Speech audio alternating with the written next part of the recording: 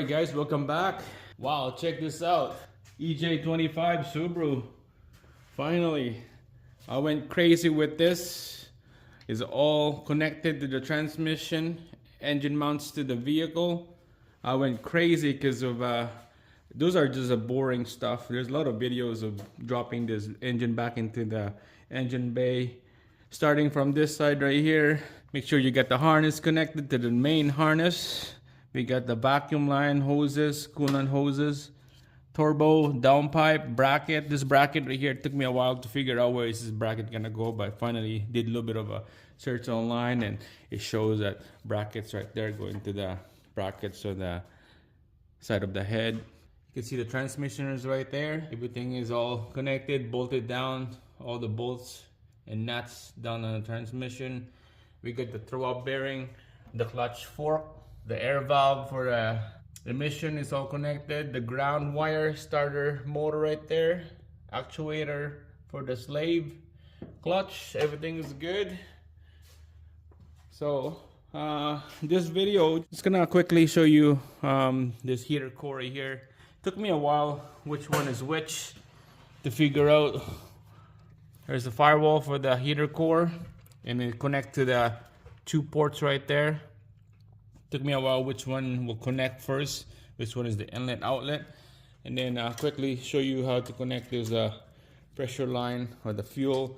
One is the pressure and the other one is return. Took me a while to figure out which one will go up on the top on the rail here. The bottom is, I'm not sure which one. And the third one right here is your vacuum line for your fuel regulator. So let's get started. Heater hose right there, the top one from the firewall, and this is the bottom one to the firewall. Connecting this to the engine block, it's hard to see from down here. There's that port right there, and there's another port down that hose. So basically the upper hose here from the heater core is gonna go to the upper hose on the engine side. And of course the lower hose from the heater core is going to the lower hose down there. You don't really need this tool, but it's a lot easier and quicker to do this. For the hose clamp right here, we're gonna pinch it open so we could slide it in.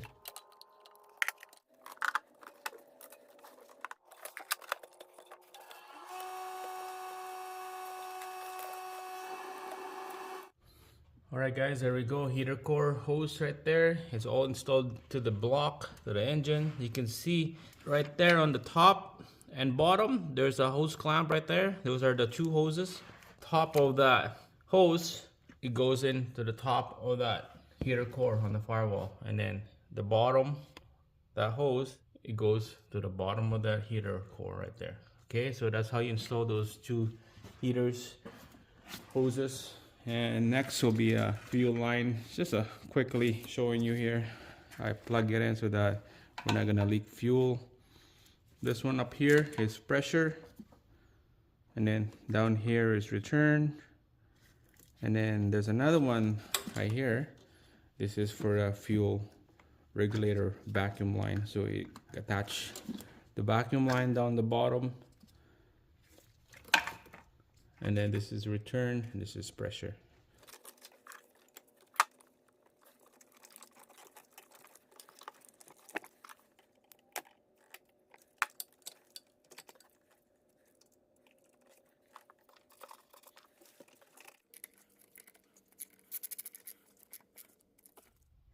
Alright guys, there we go. So it's connected nice and tight in there. Snug up the bolt. I had to move this vacuum line and bring it up to the top of this AC line right here.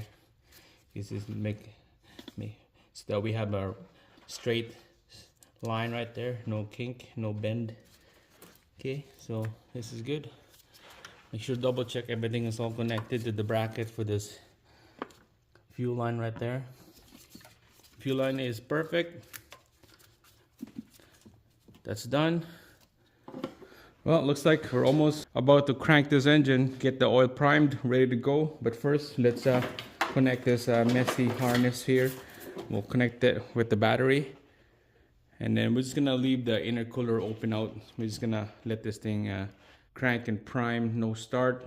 And we'll put a oil pressure gauge here just to double check. All right, so let's put the battery, get the cable going.